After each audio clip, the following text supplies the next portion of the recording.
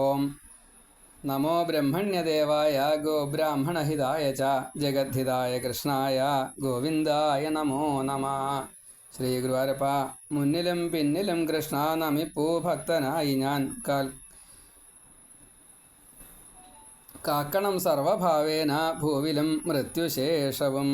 ശ്രീ ഗുരുവായൂരപ്പ, ഭാഗവതത്തിൻ്റെ മാഹാത്മ്യത്തെ പറയുക എന്നത് കുറച്ച് വിഷമമാണ്. എങ്കിലും ഭാഗവതത്തിൽ പറഞ്ഞ പ്രകാരത്തിലുള്ള എത്രയോ അതിൽ പറഞ്ഞ കഥാപാത്രം എന്ന് പറയാൻ പാടില്ല അത്രേ. ഏതായാലും ആ ഭക്തന്മാർ മുക്തി നേടിയതായിട്ടുള്ള കഥകൾ നമുക്ക് അറിയാം. ഭാഗവത മാഹാത്മ്യത്തിൽ പറഞ്ഞ മുക്തി വേറെ, ഭാഗവതത്തിൽ പറഞ്ഞതായിട്ടുള്ള ഭക്തന്മാരുടെ മുക്തി വേറെ. രണ്ടും ഒന്ന് തന്നെയല്ലേ? ഒന്ന് തന്നെയാണ്. എന്നാലും അത് ഭാഗവതത്തിലെ കഥാപാത്രമായിട്ടല്ലല്ലോ ധുന്ധുകാരിയെ പറഞ്ഞത്. ഇങ്ങനെ ഒരു കമ്പയർ ചെയ്യണം എന്നാണ്. ഭാഗവതത്തിലെ കഥാപാത്രം തന്നെയായിട്ടുള്ള വേനനെ ഭാഗവതത്തിലെ മാഹാത്മ്യത്തിൽ പറഞ്ഞതായിട്ടുള്ള ധുന്ധുകാരിയെ വേറെ വേറെ മനനം ചെയ്തുകൊണ്ട് സശ്രദ്ധം വീക്ഷിക്കുക. അപ്പോൾ ഒരിക്കലും ഈശ്വരഭജനം അല്ലെങ്കിൽ ഈശ്വരനെ സ്മരിക്കൽ പോലും പാടില്ല എന്ന് പറഞ്ഞ വേനനെ മുക്തനാക്കാൻ വേണ്ടിയിട്ട് ഭഗവാൻ തന്നെ തൻ്റെ പത്നിയായിട്ടുള്ള ലക്ഷ്മിയോടൊത്ത് പൃഥുവും അർച്ചിസുമായിട്ട് വന്നു. ഇവിടെ ഭാഗവതത്തിൻ്റെ മഹാത്മ്യത്തിൽ ധുന്ധുകാരിയായിട്ടുള്ള ഈ പ്രേതത്തിനെ രക്ഷിച്ചത് സഹോദരനായിട്ടുള്ള ഗോകർണനാണ്. ഭഗവാനെ ആരാണോ സ്മരിക്കുന്നത്, ഭഗവത് ചിന്തകളോട് കൂടിയിട്ട് ജീവിക്കുന്നത്, ഭഗവാനിൽ എത്തണമെന്നുള്ള മുമുക്ഷു അല്ലെങ്കിൽ മുക്തി വേണം എന്നുള്ള ആഗ്രഹത്തിൽ ജീവിക്കുന്നത്, അവരെ രക്ഷിക്കാൻ ഭഗവാൻ ഏത് രൂപത്തിലെങ്കിലും നമ്മുടെ അടുത്ത് എത്തും. അതുതന്നെയാണ് ഭാഗവതത്തിൻ്റെ മഹാത്മ്യം. ആര് കേൾക്കണം, എവിടെ വെച്ച് കേൾക്കണം, എങ്ങനെ കേൾക്കണം എന്നൊക്കെ വിസ്താരം. കേട്ടുകഴിഞ്ഞാലത്തെ ഫലം എന്ത് എന്നുള്ളത് ധുന്ധുകാരിയുടെ കഥ പറഞ്ഞപ്പോഴുള്ള അനുഭവം. ആര് എപ്പോഴൊക്കെ കേൾക്കണം എന്നുള്ളത് 2-3 ഉദാഹരണങ്ങളായിട്ട് ഭാഗവത മഹാത്മ്യത്തിലും ഭാഗവത പരമ്പര പറയുമ്പോഴും പ്രത്യേകമായിട്ട് പറയണം. മഹാപ്രേതമായിട്ടുള്ള ഒരു ജീവനെ രക്ഷിക്കാൻ ഗോകർണൻ ഇപ്രകാരത്തിൽ സൂര്യൻ്റെ ഉപദേശമനുസരിച്ച് ഭാഗവതത്തെ 7 ദിവസം കൊണ്ട് പറയുകയാണ് ഉണ്ടായത്. കലികാലം വന്നു കഴിഞ്ഞപ്പോൾ ശ്രീ നാരദ മഹർഷി നാരന്തം പരമാത്മകം ഇതി എന്ന ആ ഒരു നയത്തെ കൊണ്ടു നടക്കാൻ വേണ്ടിയിട്ട് ഭഗവാനാൽ നിയോഗിക്കപ്പെട്ടതായിട്ടുള്ള ഭഗവാന്റെ ഇഷ്ടനായിട്ടുള്ള ദേവർഷിയായിട്ടുള്ള നാരദൻ കലി എത്രത്തോളം ഭൂമിയെ ബാധിച്ചിട്ടുണ്ട് എന്ന് നോക്കാൻ വേണ്ടിയിട്ട് ഇറങ്ങിയപ്പോഴാണ് ഭാരതത്തിലെത്തിയതും വൃന്ദാവനത്തിലെത്തിയതും. വൃന്ദാവനത്തിലെത്തിയപ്പോൾ അവിടെ ഭക്തി കുറച്ചൊരു തേജസ്സോട് കൂടിയിട്ട് ഓജസ്സോട് കൂടിയിട്ട് യൗവനത്തോട് കൂടിയിട്ട് ഇരുന്ന് കരയാണ് തൻ്റെ മക്കളെ നോക്കിയിട്ട്. ജ്ഞാനമില്ല, വൈരാഗ്യമില്ല, അതാണ് അവസ്ഥ. ജ്ഞാനവൈരാഗ്യങ്ങളാകുന്ന വയസ്സന്മാരെ നോക്കിയിട്ട് തൻ്റെ മക്കളാണ് നോക്കിയിട്ട് കരയുകയാണ്. അപ്പോൾ നാരദന് ആളെ മനസ്സിലായില്ല. നാരദൻ ചോദിക്കണു, ആരാ നീ എന്ന്. ഭക്തി അന്തം വിട്ടു. കാരണം ഭക്തിയോട് കൂടി അല്ലാതെ കണ്ട് ഈ ജീവാത്മാക്കളെ പരമാത്മാവിൽ എത്തിക്കാൻ സാധിക്കില്ല. അതിന് നിയോഗിക്കപ്പെട്ടതായിട്ടുള്ള ഈ നാരദന് പോലും കലികാലത്തിൻ്റെ വൈഭവം കാരണം എന്നെ മനസ്സിലായില്ലല്ലോ എന്ന് സ്വയമേവ ചിന്തിച്ചപ്പോൾ ആ ഭക്തിക്ക് കുറച്ചൊരു അലിവുണ്ടായത്രേ. അതാണ് കരുണ. നാരദനോട് ചോദിക്കുകയാണ്, അങ്ങേക്ക് എന്നെ മനസ്സിലായില്ലേ എന്ന്. അപ്പം വേഗം മനസ്സിലായിട്ടോ. കാര്യം പറഞ്ഞു, മക്കൾക്ക് ഇപ്പോൾ കലികാലമായതുകൊണ്ടാവണമെന്ന് തോന്നുന്നു. ഓജസ്സുമില്ല, തേജസ്സുമില്ല, ആർക്കും ജ്ഞാനം വേണ്ട, ആർക്കും വൈരാഗ്യവും ഇല്ല. യഥാർത്ഥത്തിലുള്ള ജ്ഞാനം എന്താ? ഭഗവാനെ അറിയുക എന്നതാണ്. അതിനൊരു ജിജ്ഞാസുഭാവം വേണം. കാര്യങ്ങളെ വിശകലനം ചെയ്യാനുള്ള ബുദ്ധി വൈഭവം വേണം. അപ്പം അതുകൊണ്ട് ജ്ഞാനത്തിന് ക്ഷീണം. വേണ്ട എന്ന് വയ്ക്കാൻ പറ്റാത്ത അത്രയും ലോഭമാണ് എല്ലാവർക്കും. എത്ര കിട്ടിയാലും പോരാ എന്നും കിട്ടിയതൊന്നും ചിലവാക്കാൻ പറ്റൂല എന്നുള്ള ഭാവത്തിലാണ് ഓരോരുത്തരും. അപ്പോൾ എന്താ സംഭവിക്കുക? കൂട്ടി വയ്ക്കും. ഈ കൂട്ടി വെച്ചാൽ പിന്നെ എങ്ങനെയാണ് വൈരാഗ്യം ഉണ്ടാവുക?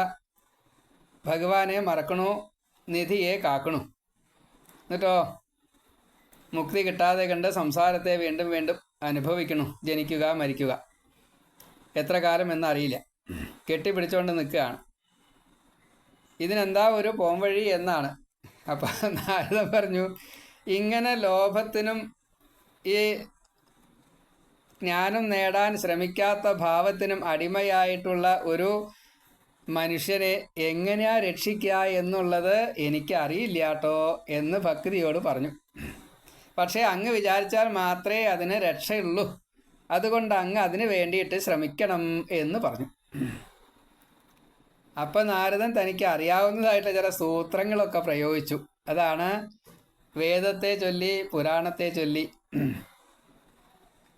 ഭാരതത്തെ ചൊല്ലി, ഇതിഹാസത്തെയൊക്കെ ചൊല്ലിയത്രേ. അപ്പം അതിൽ രാമായണം പെട്ടുണ്ടാവില്ലേ? ഉണ്ടാവും. അപ്പോൾ അതിൽ ശ്രീമദ് ഭഗവത്ഗീതയും ചൊല്ലി എന്നാണ്. അതെങ്ങനെ? മുഹുർമുഹു, വീണ്ടും വീണ്ടും ചൊല്ലി എന്നാണ്. എന്നിട്ടും എന്തുണ്ടായില്ല? ഭക്തി ജ്ഞാനവൈരാഗ്യങ്ങൾക്ക് വേണ്ട രീതിയിൽ ഉണർവ് കിട്ടിയില്ല. അവരൊന്ന് കോട്ടുവായി ഇട്ടു അത്രേ. എന്നിട്ട് വീണ്ടും ഉറങ്ങുകയാണ് ഉണ്ടായത്. ഇപ്പോൾ കലികാലത്ത് നമ്മെ വല്ലാതെ കണ്ട് ബാധിക്കുന്നതായിട്ടുള്ളൊരു വിഷയമാണ് ലോഭം എന്നത്. ഷഡ്വൈരികളിൽ ഏറ്റവും പ്രധാനമാണ് ലോഭം. അതേപോലെ തന്നെ ഭക്തന് മുക്തി ഉണ്ട് എങ്കിലും ഭക്തന് ജ്ഞാനത്തോടു കൂടി മാത്രമേ മുക്തി കിട്ടൂ എന്ന് ഭഗവാൻ പറഞ്ഞിട്ടുണ്ട്. അപ്പോൾ ജ്ഞാനം നേടാൻ എന്ത് വേണം? ഒരു ജിജ്ഞാസു ഭാവം വേണം. അപ്പോൾ ജിജ്ഞാസു ആവണച്ചാലോ കലികാലത്തൊരു ശിക്ഷയാണ് അത്രേ ദുഃഖം എന്നത്. അപ്പോൾ കുറച്ചൊരു ആർത്തനായാലേ ഈ ജിജ്ഞാസു ഭാവത്തിൽ എത്താൻ സാധിക്കുള്ളൂ. അപ്പോൾ ഇവിടെ ആർത്തൻ ആരായത് അറിയോ? ഭക്തി തന്നെയാണ്.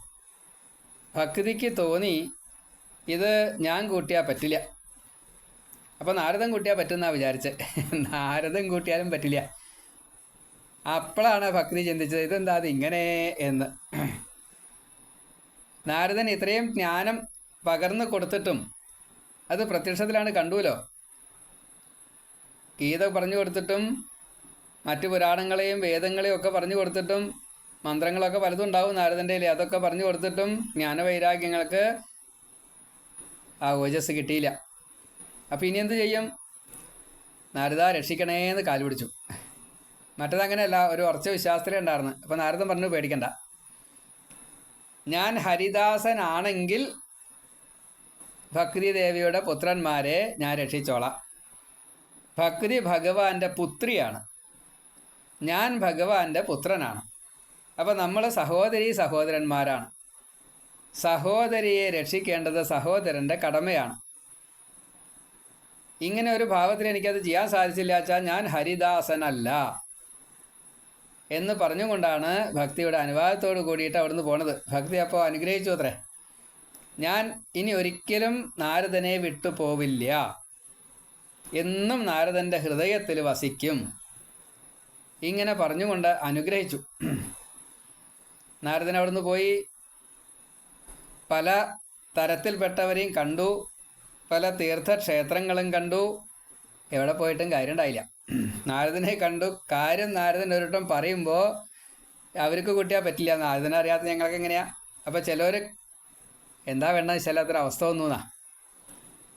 ചിലവർ അവിടെ നിന്ന് പോയി ചെവി പൊത്തി കാൽക്കൽ വീണു, കുറച്ച് മാറി നിന്നു, നമസ്കരിച്ചു, ഇങ്ങനെ പലതും പറയുന്നുണ്ട്. എന്നുവെച്ചാൽ അവർക്കൊരു കുറ്റബോധം തോന്നുക, ഞങ്ങൾ കുട്ടിയാൽ എന്താ ചെയ്യാൻ പറ്റുക, നാരദന് പോലും അറിയില്ല വെച്ചാൽ. അപ്പോൾ അവനവൻ്റെ കാര്യം ഒന്ന് ചിന്തിച്ചു. ഈശ്വര, ജ്ഞാനികൾക്ക് പോലും, ഭക്തനായിട്ടുള്ള ജ്ഞാനിക്ക് പോലും ഇതാണ് അവസ്ഥ എങ്കിൽ നമ്മുടെയൊക്കെ കാര്യം എന്താവും? അതുകൊണ്ടാണ് നാരദനെ മാറി നിന്ന് നമസ്കരിച്ചത്. കാരണം അതിനുള്ള അർഹതയുള്ളൂ. ഉദ്ധവൻ ഗോപികളെ നമസ്കരിച്ച കൂട്ടത്തില പാംസുക്കൾക്കാണ് നമസ്കരിച്ചത് എന്ന് സാരം. അതാണ്. അപ്പം അത്രയും കൂടുതൽ പ്രാധാന്യം ഇതിനുണ്ട് എന്ന് മനസ്സിലായപ്പോൾ നാരദൻ, അയ്യോ ഇങ്ങനെയാണെങ്കിൽ ഇത് സാധാരണ ഗുരുക്കന്മാർക്കൊന്നും പറഞ്ഞു തരാൻ പറ്റില്ല, തൻ്റെ ഗുരുവായിട്ടുള്ള നാരായണനോട് തന്നെ ചോദിക്കാം എന്ന് പറഞ്ഞു. അപ്പോൾ നാരായണൻ ഇതൊക്കെ നിസ്സാരാണേ. നാരായണൻ അത് കണക്കാക്കി, ശിഷ്യ അത്രയൊന്നും പരിഭ്രമിക്കണ്ട, എൻ്റെ ശിഷ്യന്മാർ ഭക്തന്മാർ പിന്നെയുണ്ട്, കണ്ടോളൂ എന്ന് സ്മരിച്ചേ ഉള്ളൂ. നാരദൻ ബദര്യാശ്രമത്തിലെത്തി ആ കോമ്പൗണ്ടിലേക്ക് അവിടെ കിടക്കണതിൻ്റെ മുന്നേ വിമാനത്തിലുണ്ട് നാരായണ നാരായണ ഹരിശരണം ഹരിശരണം എന്ന് പറഞ്ഞുകൊണ്ട് സനകാദി മഹർഷിമാർ വരുന്നു. കണ്ടപ്പോൾ വേഗം സൽക്കരിച്ചു, പൂജിച്ചു, കുശലം എന്തൊക്കെയാണ് വേണ്ടച്ചാൽ അതൊക്കെ. കുശലം പാടില്ല അത്രയെങ്കിലും ശരി, വേണ്ടതൊക്കെ. ഇത്രയും വിഷമിച്ച് ദുഃഖിച്ചിരിക്കുന്ന ഒരു നാരദനെ ഞങ്ങൾ ഇതിനു മുന്നേ കണ്ടിട്ടില്ല, എന്താ കാര്യം ചോദിച്ചു. ഇല്ലേ, കാര്യമൊന്നുമില്ല, എനിക്ക് വേണ്ടിയിട്ടല്ല. കാര്യങ്ങൾ വൃന്ദാവനത്തിൽ വെച്ച് നടന്ന വിവരങ്ങൾ മുഴുവൻ പറഞ്ഞു. വഴിക്ക് വെച്ച അനുഭവിച്ചതായിട്ടുള്ള ഓരോന്നും പ്രത്യേകം പ്രത്യേകം പറഞ്ഞു. അപ്പോഴാണ് പറഞ്ഞത്, നാരദ അങ്ങും ഈ ബുദ്ധി പ്രയോഗിക്കാത്ത അവസ്ഥയിൽ എത്തിയോ ചോദിച്ചു. അതെന്താ അങ്ങനെ? അല്ല, അങ്ങല്ലേ വ്യാസന് ഭാഗവതം പറഞ്ഞു കൊടുത്തത്? ഭാഗവത സ്മരണ എന്തുകൊണ്ടുണ്ടായില്ല?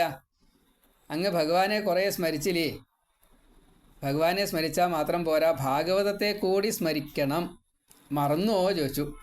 ഞാൻ ഭഗവാനെയൊക്കെ കുറിച്ച് സ്മരിച്ചു കേട്ടോ, പക്ഷേ അതെന്താ, എന്താ അതിൻ്റെ പ്രത്യേകത? ഭാഗവതത്തിൻ്റെ പ്രത്യേകതയാണ്, അതിൽ ഒന്നും കളയാനില്ല. ഒരു മരത്തിൻ്റെ പഴം എപ്രകാരത്തിലാണോ കുരുവോ തൊലിയോ ഒന്നുമില്ലാതെ മുഴുവൻ സ്വാദു സ്വാദു പതേ പതേ ആയിട്ടുള്ള ഭാവത്തിൽ, ഒന്നും കളയാനില്ലാത്ത ഭാവത്തിൽ എടുക്കാൻ സാധിക്കുന്നത്, സാരം സാരം അതിൽ നിന്ന് ഊറ്റിയെടുക്കുകയാണ്, എക്സ്ട്രാക്റ്റഡ് എസൻസ്, ആ രീതിയിൽ ഉള്ളതാണ് ഭാഗവതം. അതുകൊണ്ട് ഭാഗവതത്തിന് പ്രത്യേകതയുണ്ട്, അത് മതി, അങ്ങ് പോയിട്ട് ചെയ്തോളൂ എന്ന് പറഞ്ഞു. അത് കേൾപ്പിച്ചോളൂ എന്ന് പറഞ്ഞപ്പോഴേ നാരദൻ പറഞ്ഞു, അതേ ഇങ്ങനെ ഓർമ്മ പെശകുള്ള ഞാനല്ല അത് ചെയ്യേണ്ടത്, അങ്ങ് തന്നെയാണ്, നിങ്ങൾ തന്നെയാണ് അത് ചെയ്തു തരേണ്ടത്. അതുകൊണ്ട് നിങ്ങൾ തന്നെ അത് ചെയ്തു തരണം. അപ്പോൾ എവിടെ വെച്ചിട്ടാണ് വേണ്ടത്? സംശയമില്ല, ഹരിദ്വാരത്തിൽ വെച്ചിട്ട്. എന്താ ഹരിദ്വാരത്തിൻ്റെ പ്രത്യേകത? അവിടെ ഭഗവാൻ അങ്ങനെയാണ്, ഭക്തന്മാരോട് വളരെയധികം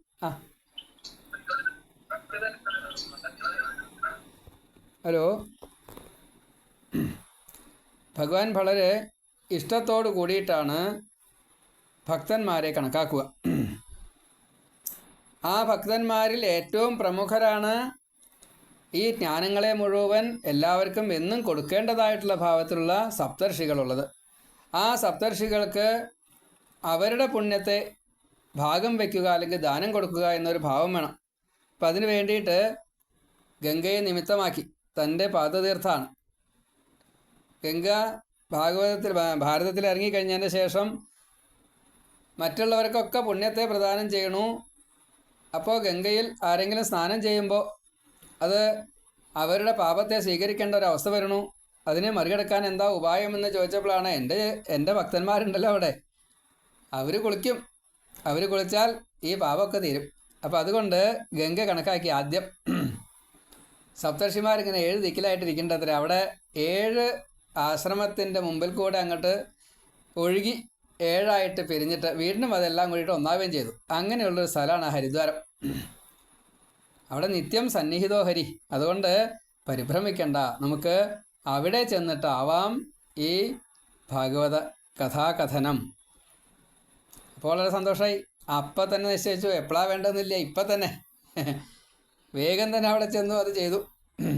ഭാഗവതത്തിൻ്റെ മഹാത്മ്യങ്ങൾ, ഭക്തന്മാർ ഭഗവാന്റെ കഥയിലൂടെ മനസ്സ് സദാസമയത്തും മനന നിധിധ്യാസാദികളെ ചെയ്യുമ്പോൾ ഉണ്ടാവുന്ന ഫലത്തെ, സകലവിധ പാപങ്ങളെയും നിശേഷം, ഈ നെയ്യ് അഗ്നിയിലൊഴിച്ചാൽ പിന്നെ നെയ്യ് കാണില്ല. ഇരുമ്പ് കത്തിച്ചിട്ടുള്ള ഇരുമ്പാണ് വെച്ചാൽ അതിലങ്ങോട്ട് വെള്ളം ഒഴിച്ചാൽ വെള്ളം പിന്നെ കാണില്ല. അങ്ങനെ ഈ ഭാഗവതം കൊണ്ടുള്ള പ്രത്യേകത, ഭാഗവതം കേട്ട് കഴിഞ്ഞാൽ, ഭഗവാനെ കിട്ടിക്കഴിഞ്ഞാൽ അത് ഉണ്ടാവില്ല എന്നുള്ള വേറെ വിഷയമാണ്. പക്ഷേ ഭാഗവതം കേട്ടാൽ മതിയെന്ന, ശ്രവണമാത്രം കൊണ്ട് മുക്തിയാണ്, പരീക്ഷിത് സാക്ഷി, അതാണ്. അപ്പോൾ അങ്ങനെയുള്ള ആ ഭഗവാനെ അറിയാൻ വേണ്ടിയിട്ട് നമുക്ക് ഇവിടെ ഇരുന്നിട്ട് ഭാഗവതം പറയാം, അതാണ്. അപ്പോൾ നാരദ മഹർഷിക്ക് താൻ കൊടുത്ത ഒരു വാക്കിനെ സത്യമാക്കാൻ വേണ്ടിയിട്ട് ഭക്തിദേവിയുടെ ഈ ഇപ്പോഴത്തെ ഒരവസ്ഥ, അത് ദുഃഖപൂരിതാണ്. ജ്ഞാനമില്ല, വൈരാഗ്യമില്ല, അവരിങ്ങനെ ജീവച്ഛവായിട്ട് കിടക്കുകയാണ്. അവർ ഉണർവോട് കൂടിയിട്ട് വേണ്ട രീതിയിൽ എല്ലാ ഭക്തന്മാരുടെയും ഹൃദയത്തിൽ എത്തിക്കഴിഞ്ഞാലേ ഈ ഭാഗവതത്തെ സ്വീകരിക്കാൻ തന്നെ സാധിക്കുള്ളൂ ഈ ജീവന്. അപ്പോഴേ മുക്തി കിട്ടുള്ളൂ. അപ്പോൾ ഇത് തൻ്റെ ആവശ്യമാണ്. തൻ്റെ ആവശ്യത്തെ താൻ തന്നെ നിറവേറ്റാൻ വേണ്ടിയിട്ട് ശ്രമിച്ചിട്ടില്ല വച്ചാൽ അത് നേരെയാവില്ലല്ലോ. അപ്പോൾ അതുകൊണ്ട് സനകാദികളെ എന്നാൽ ഇപ്പോൾ തന്നെ വേണം. അപ്പം തന്നെ പോയി അവിടെ ആ രംഗസജ്ജീകരണങ്ങളെ ചെയ്യാൻ വേണ്ടിയിട്ട് ഒരുങ്ങിയപ്പോഴേക്കും ഇത് ലോകം മുഴുവൻ അറിഞ്ഞു. എല്ലാവരും ഒരുമിച്ച് കൂട്ടിക്കൊണ്ടുവന്നു. കൂട്ടിക്കൊണ്ടൊന്നും വേണ്ടി വന്നില്ല. ഇരുമ്പ് കാന്തത്താൽ ആകർഷിക്കപ്പെട്ടതുപോലെ ഈ ഒരു ന്യൂസ് അങ്ങോട്ട് പകർന്നതോട് കൂടിയിട്ട്, ഈ വാർത്ത അത് കേട്ടതോട് കൂടിയിട്ട് എല്ലാവരും അവിടെ എത്തി. പിന്നെ ബാക്കിയുള്ളവരെയൊക്കെ ഭൃഗു ക്ഷണിച്ച് കൂട്ടിക്കൊണ്ടുവന്നു. ചിലവർ വരാൻ കൂട്ടാക്കിയില്ല, അപ്പോൾ അവരെ പിടിച്ചു കൊണ്ടുവന്നു എന്നാ, അത്രയ്ക്കുണ്ട്. ഏതായാലും ഹരിദ്വാരത്തിൽ വെച്ചിട്ട് എല്ലാ ജീവജാലങ്ങളുടെയും സ്വരൂപം അവിടെ എത്തിയിരുന്നു എന്നാണ്. അതിൽ സത്തുണ്ട്, അസത്തുണ്ട്, ചൈതന്യമുള്ളതുണ്ട്, ജീവനുള്ളതുണ്ട്, ജീവനില്ലാത്തതുണ്ട്. ചരാചരങ്ങൾ മുഴുവൻ, ദേവ, മാനുഷ, മർത്യ, തിര്യക്ക്, സസ്യ, പ്രാണി, എല്ലാവരും, പഞ്ചഭൂതങ്ങളായാലും ശരി, വേദങ്ങളായാലും ശരി, പുരാണങ്ങളായാലും ശരി, സകലരും ഇന്നതൊന്നുമില്ല, മുഴുവൻ അവിടെ രൂപം സ്വീകരിച്ച് വന്നു എന്നാണ്. നാരായണനും അവിടെ ഇരിക്കപ്പെടുത്തി ഉണ്ടായില്ല, നാരായണനും വന്നു എന്നാ. ഇങ്ങനെ ഭാഗവതത്തിൻ്റെ മഹിമ ഓരോന്നിങ്ങനെ പറയാൻ തുടങ്ങുകയാണ്. എത്ര കൊടിയ പാപം ചെയ്താലും, ബ്രഹ്മഹത്യാ പാപം ചെയ്താൽ പോലും മുക്തി കിട്ടൂട്ടോ, പേടിക്കണ്ട, ഭാഗവതത്തെ കേട്ടാൽ മതി. കാരണം ഇതിൽ പ്രത്യക്ഷ വാങ്മയിയാണ് ഈ ഭാഗവതം. കലികാലം തുടങ്ങുന്നതിൻ്റെ മുന്നേയായിട്ട് ഉദ്ധവനും കൃഷ്ണനും തമ്മിലുള്ള സംവാദത്തിൽ ഭഗവാനെ അങ്ങ് പോവാൻ തുടങ്ങുകയാണെന്ന് ഞാൻ മനസ്സിലാക്കണു, അങ്ങ് പോവരുത്, ഈ കലിയെ എങ്ങനെയാണ് മറികടക്കുക എന്ന് ചോദിച്ചപ്പോൾ ഭഗവാൻ പോലും കുറച്ചു നേരം ചിന്തിതനായി എന്നാണ്. അപ്പോൾ ഞാൻ എൻ്റെ ഈ തേജസ്സിനെ മുഴുവൻ ഭാഗവതത്തിലേക്ക് ലയിപ്പിക്കുന്നു. ഇപ്പം എന്താ ഭാഗവതത്തിൻ്റെ മഹിമ? ഭഗവാനും ഉണ്ട്, ഭാഗവത തത്വങ്ങളും ഉണ്ട് ഭാഗവതത്തിൽ. ഭാഗവതവും ഭഗവാനും ഭാഗവതത്തിലേ ഉള്ളൂ. ഭഗവാനിൽ ഭഗവാൻ മാത്രമേ ഉള്ളൂ. അതാണ് ഭാഗവതത്തിൻ്റെ മഹിമ. ഇരട്ടിയാണ്. ആ ഭാഗവതത്തെയാണ് ശ്രവിക്കാൻ വേണ്ടിയിട്ട് എല്ലാവരും അവിടെ എത്തിയത്. അതുകൊണ്ട് നിങ്ങളെല്ലാവരും ഇനി പുണ്യമുണ്ടെങ്കിലും പാപമുണ്ടെങ്കിലും, പുണ്യമില്ലെങ്കിലും പാപമില്ലെങ്കിലും, രണ്ട് തരത്തിലാണ്. നമ്മളൊക്കെ സകാമ ഭക്തന്മാരാണ്. നമുക്കൊക്കെ പുണ്യമുണ്ട്, പാപമുണ്ട്. നിഷ്കാമ ഭക്തന്മാരുണ്ട്, ജഡഭരതനെ പോലെയുള്ളവർ. അവർക്ക് പാപമില്ല, പുണ്യമില്ല. അവർക്ക് ഭക്തി എന്താ, ജ്ഞാനം എന്താ, അതൊന്നും അവർ ചിന്തിക്കാറ് പോലുമില്ല. അവർക്ക് ജ്ഞാനമില്ല, വൈരാഗ്യമില്ല. അവരിൽ നിന്നേ ജ്ഞാനവും വൈരാഗ്യവും ഭക്തിയും പുറത്തേക്ക് പോയിട്ടുള്ളൂ. അല്ലെങ്കിൽ അത് നിറഞ്ഞു നിൽക്കുകയാണ്, പുറമേക്ക് അറിയില്ല. ഈ രണ്ട് ഭാവങ്ങൾ. അപ്പോൾ ഇത് എല്ലാവർക്കും ഇനി എപ്പോ സദാസേവ്യ സദാസേവ്യ, അതാണ് ഭാഗവതം. എല്ലാവർക്കും എപ്പോഴും ഇത് സ്വീകരിക്കാം എന്ന ഈ ഭാഗവതത്തിൻ്റെ ആ നിയമത്തെ ആണ് ഈ ഭക്തിജ്ഞാന വൈരാഗ്യങ്ങൾക്ക് ഓജസ്സും തേജസ്സും ഉണ്ടാവാൻ വേണ്ടിയിട്ട് സനകാദി മഹർഷിമാർ ഭഗവതത്തിൻ്റെ മാഹാത്മ്യത്തെ പറഞ്ഞത്. ഏതവസ്ഥയിലായാലും മുക്തി കിട്ടും. ആനയായാലും വേണ്ടില്ല, ഈ ജഡായു ആയാലും വേണ്ടില്ല, പക്ഷിയായാലും വേണ്ടില്ല, മനുഷ്യനായാലും വേണ്ടില്ല, വേനനായാലും ശരി, തുന്തുകാരി ആയാലും ശരി, മുക്തി കിട്ടും. എങ്ങനെ മുക്തി കിട്ടും? അതിൻ്റെ സന്ദർഭത്തിനനുസരിച്ച് അതാത് ഭാവത്തിൽ ഭഗവാൻ വന്ന് അനുഗ്രഹിക്കും. അപ്പോൾ മഹാപാപികൾക്ക് മുക്തി ഉണ്ട് വെച്ചാൽ ആ ഭാഗവതത്തെ നാം എങ്ങനെയൊക്കെ സ്വീകരിക്കണം? അതിന് പാപം ചെയ്യുന്നതും പാപം ചെയ്ത ആ ഒരു പ്രകൃതവും അതേപോലെ പാപം ചെയ്യാൻ വേണ്ടി വന്ന ഒരു സാഹചര്യവും ഇതെല്ലാം ധുന്തുകാരുടെ കഥയിൽ വിസ്തരിച്ചു. രക്ഷപ്പെടാൻ മാർഗങ്ങൾ പലതും, സദ്ഗുരു സമ്പർക്കം പോലും ഉണ്ടായിട്ടും, നല്ല കുടുംബത്തിൽ ജനിച്ചിട്ടും, ദുസ്സംഗം സ്വയംകൃതാനർത്ഥമായിട്ടുള്ള ദുസ്സംഗം ഉണ്ടായത്, അല്ലാണ്ട് സാഹചര്യം മൂലം അങ്ങനെയല്ല. സ്വയംകൃതാനർത്ഥ ദുസ്സംഗമാണ് വേശ്യാസംഗമൊക്കെ. അതേപോലെ പിശാചാവസ്ഥയിൽ വന്ന സമയത്ത് എത്ര കാലമാണോ ഈ അതിതീവ്രമായിട്ടുള്ള കുറ്റബോധത്തോടു കൂടിയിട്ട് ദേഹമില്ലാതെ കണ്ട് ഭഗവത് സ്മൃതി പോലും പറ്റാതെ കണ്ട് എന്നാൽ രക്ഷാമാർഗത്തെ യാചിച്ചു കൊണ്ട് കഴിഞ്ഞത്, അതിൻ്റെ കാരണം, അങ്ങനെ തോന്നിക്കാനുള്ള കാരണം ഗോകർണൻ്റെ ആ സഹവാസമാണ്. കുറച്ചു കാലം സഹോദര സ്ഥാനത്തെ കിട്ടിയത് കൊണ്ടാണ്. അച്ഛനായിട്ടുള്ള ആത്മദേവൻ്റെ യതിയുമായിട്ടുള്ള സത്സംഗമാണ്. നമ്മൾ ചെയ്യുന്ന ഓരോ പ്രവൃത്തിയും മറ്റുള്ളവർക്ക് പകർന്നു കൊടുക്കപ്പെടും. നമ്മൾ സാത്വികരാണെങ്കിൽ നമ്മുടെ കുടുംബം പിന്നീട് വരുന്നതായിട്ടുള്ള പരമ്പര സാത്വികരായിട്ട് ജീവിക്കും. ധാരാളം ധനമുണ്ട്, വിദ്യയുണ്ട്, ദുരുപയോഗം ചെയ്തുവെങ്കിൽ പരമ്പര നശിച്ചു പോവും. നമ്മുടേതായിട്ടുള്ള കഴിവിനെ എല്ലാവർക്കുമായിട്ട് നാം ദാനം ചെയ്തിട്ടില്ലെങ്കിൽ, വിദ്യ ദാനം ചെയ്യാം, ധനം ദാനം ചെയ്യാം.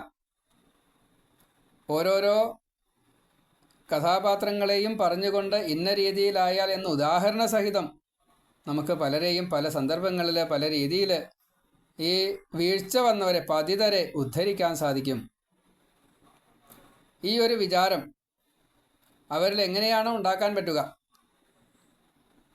ചിലപ്പോൾ ഭയപ്പെടുത്തിക്കൊണ്ടാവും വേണ്ടി വരിക, ചിലപ്പോൾ ദാനം കൊടുത്തിട്ടാവും വേണ്ടി വരിക, ചിലപ്പോൾ ഈ ആർത്തന്മാരെ സഹായിക്കുക, അങ്ങനൊരു ഇതുണ്ട്, അത്യാപത്തിങ്കൽ സഹായിക്കുക, അങ്ങനെയാവും ചിലപ്പോൾ. അല്ലെങ്കിൽ താടനാദികളെ കൊണ്ട് ഏത് തരത്തിലായാലും വേണ്ടില്ല, രക്ഷിച്ചാൽ മതി എന്നാണ്.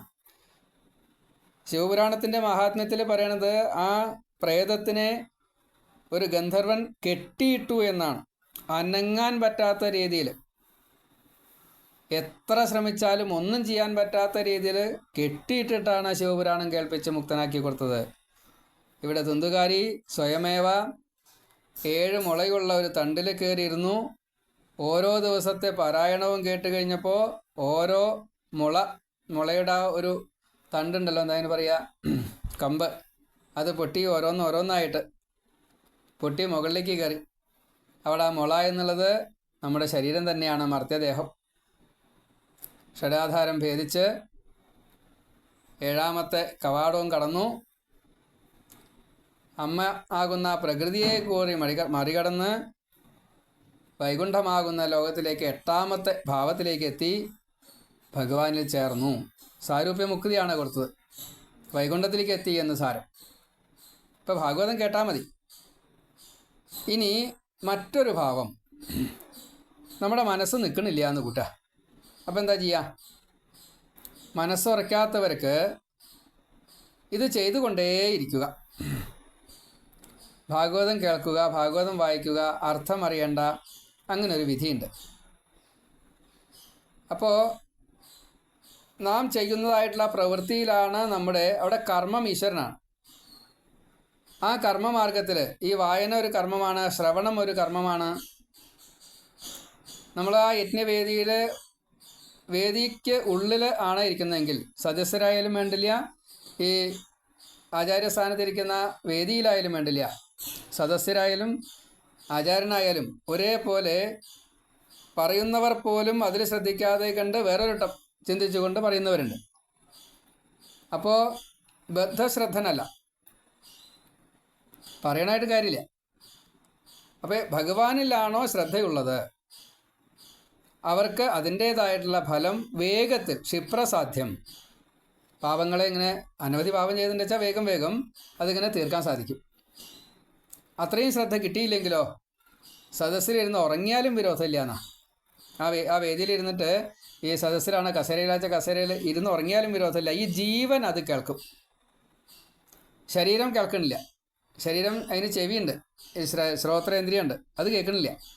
പക്ഷേ ജീവൻ അത് കേൾക്കും. അങ്ങനൊരു വിധിയുണ്ട്. അപ്പോൾ യജ്ഞവേദിയിൽ എത്ര സമയമാണോ നാം ഇരിക്കാൻ പറ്റുന്നത് അത്രയും സമയം അവിടെ ചെന്നിരുന്നുള്ളൂ. അതേപോലെ തന്നെ നമ്മുടെ ഭാവം ആദ്യമേ തന്നെ ഒരു ലക്ഷ്യസ്ഥാനത്തിലേക്ക് എത്തിക്കുക.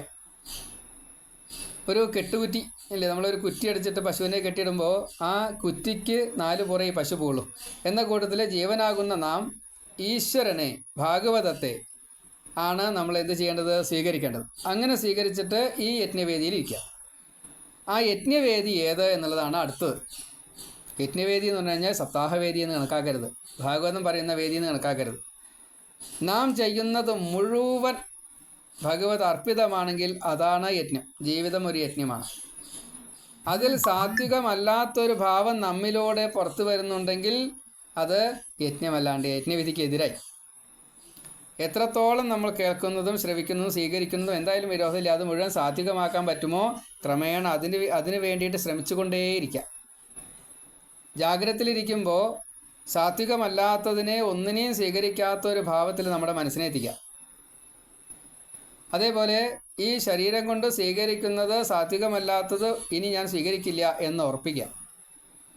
നമ്മൾ ചെളിയായി കഴിഞ്ഞാൽ വേഗം പോയിട്ട് കുളിക്കില്ലേ എന്ന കൂട്ടത്തിൽ വേഗം പോയിട്ട് ഭഗവത് അർപ്പിതമായിട്ടുള്ള എന്തായാലും വേണ്ട കുറച്ച് നാമം ജപിക്കാന്നർത്ഥം. ദിതി കശ്യപനിൽ നിന്ന് വരം വാങ്ങിയ സമയത്ത് ഇന്ദ്രനെ കൊല്ലാനാണ് മരുതുൽപ്പത്തിയുള്ള കഥയാണ്. കശ്യപൻ അനുഗ്രഹിച്ചു കൊടുത്തു, പക്ഷേ ആ ഒരു ദുഃഖത്തെ അവിടെ മനസ്സിലായി. ഇനി ഹിരണ്യാക്ഷിപു ഉണ്ടാകുന്ന ആ സമയത്ത് ദിതി പ്രകാരത്തിൽ ചെയ്ത് കഴിഞ്ഞപ്പോൾ അവിടെ കാമം സഹിക്കാൻ വയ്യാതെ വേണ്ട സന്ധ്യാനേരത്താ നോക്കണേ, തെറ്റാന്ന് മനസ്സിലായി കഴിഞ്ഞോട് കൂടിയിട്ട് മഹാദേവനെ ആശ്രയിച്ചു. അപ്പോൾ പ്രഹ്ലാദനെ കിട്ടി പേരക്കുടനായിട്ട്. നമ്മളെ രക്ഷിക്കാൻ ഏത് ഭാവത്തിൽ ഭഗവാൻ വരും എന്നതിൻ്റെ ഉദാഹരണങ്ങൾ ഭാഗവതത്തിൽ തന്നെ ധാരാളമുണ്ട്. അപ്പോൾ നമ്മൾ അറിയാതെ കണ്ട് ഈ ശ്രവണത്തിലും അത് കിട്ടും. അതേപോലെ നമ്മൾ ചെയ്യുന്നതായിട്ടുള്ള കർമ്മങ്ങൾ ഏതായാലും വിരോധമില്ല, ആ കർമ്മത്തിൻ്റെ ഇടയ്ക്ക് അതിലൊരു ഭാഗവതം ഉണ്ടാവും. അത് നമ്മളെ ആ ഒരു ഭാവത്തിലേക്ക് എത്തിക്കും. എല്ലാറ്റിലും ഉണ്ട് സാത്വിക ഭാവം. ചോറും കൂട്ടാനും ഉണ്ടാക്കി കൊടുത്തു, അത് ഭർത്താവിന് ഇഷ്ടമായിച്ചാൽ അതിലൊരു പ്രാർത്ഥന വരുന്ന ആ പ്രാർത്ഥനയാണ് ഈശ്വരൻ. പൂവിലെ സുഗന്ധമാണ് ഈശ്വരൻ, ബീജമല്ല. അങ്ങനെ ഓരോന്നും നമ്മൾ വിശകലനം ചെയ്തുകൊണ്ട് അത് എടുക്കണം. അതാണ് ഈ ഭാഗവതത്തിൻ്റെ സാരം. അങ്ങനെ ഈ ഭാഗവതം എന്നുള്ളതിൻ്റെ അർത്ഥം തന്നെ അതാണ്. ഭാ ശബ്ദ കീർത്തിവചസെ, ഗ ശബ്ദ ജ്ഞാനവാചകമാണ്, വ സർവേഷ്ടവചനശൈവ എന്നാണ്. എല്ലാവർക്കും ഇഷ്ടമാണ് ഭാഗവതം. തം ച വിസ്താരവാചകം ന, ഭഗവാനെ വിസ്തരിക്കുന്നു, ഭഗവത് ലീലകളെ വിസ്തരിക്കുന്നു, ധാമത്തെ വിസ്തരിക്കുന്നു, നാമത്തെ വിസ്തരിക്കുന്നു, രൂപത്തെ വിസ്തരിക്കുന്നു. 5 എണ്ണാണ്. അപ്പം അതുകൊണ്ട് ഭഗവാനും ഭാഗവതവും രണ്ടും കൂടിച്ചേർന്നതായതുകൊണ്ട് ഭഗവാനേക്കാൾ പ്രാധാന്യമുണ്ട് ഭാഗവതത്തിനെ എന്ന് ഉറപ്പിച്ചുകൊണ്ട് ഭാഗവത ശ്രവണ കുതുകികളായിട്ട് എല്ലാവരും ഭാഗവതത്തെ ശ്രവിക്കാൻ വേണ്ടിയിട്ട് പ്രാർത്ഥിക്കുന്നു. എൻ്റെ വാക്കുകൾ ഭഗവാന്റെ തൃക്കാൽക്കൽ സമർപ്പിക്കുന്നു. എല്ലാ ഭക്തന്മാർക്കും വീണ്ടും വീണ്ടും നമസ്കാരം.